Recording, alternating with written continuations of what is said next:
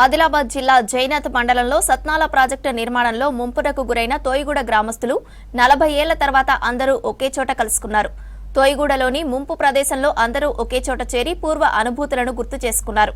కష్ట సుఖాలను పంచుకున్నారు. అందరూ కలిసి సహపంక్తి భోజనం చేశారు. 40 ఏళ్ల తర్వాత తమ ఊరి ప్రజలంతా కలుసుకోవటం సంతోషంగా ఉందని తెలిపారు.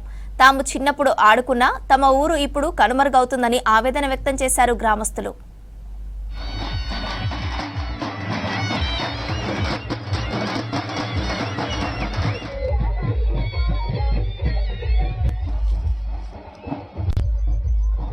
గ్రామ పంచాయతీ నలభై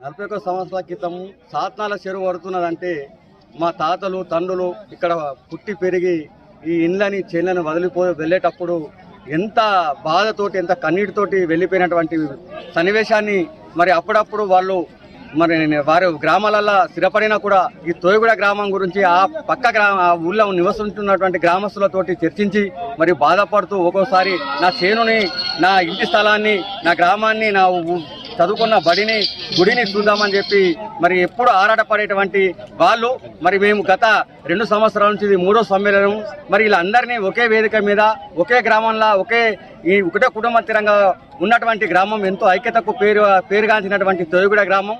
పాత విలేజ్ వీళ్ళు ఉండే ఊరు మొత్తం ఈ ప్రాజెక్ట్ వల్ల షిఫ్ట్ అయిపోవడం వల్ల వీళ్ళందరూ కూడా వివిధ ఊర్లకి షిఫ్ట్ అయిపోయారు కాబట్టి వీళ్ళందరూ గెట్ టుగెదర్గా వచ్చి ఆ పాత జ్ఞాపకాలను గుర్తు చేసుకుంటూ పాత పాఠశాల మరియు పొచ్చమ్మ టెంపుల్ హనుమాన్ టెంపుల్ దగ్గర వీళ్ళందరూ కూడా వాళ్ళ జ్ఞాపకాలను నెమరు వేసుకుంటూ చాలా కంటతడి కూడా పెట్టుకున్న సందర్భాలు కూడా కనిపిస్తున్నాయి ఇక్కడ.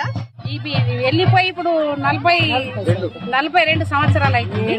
అయితే ఎక్కడ కలవలేమని పెళ్లిళ్ళలో పోతే నేను వచ్చినప్పుడు వాళ్ళు వచ్చినప్పుడు నేను రాను. ఇది వచ్చిన తర్వాత పోచమ్మ గుడి, హనుమన్ల టెంపుల్, మళ్ళా మైసవ్వ, మళ్ళా సవారి బంగ్లా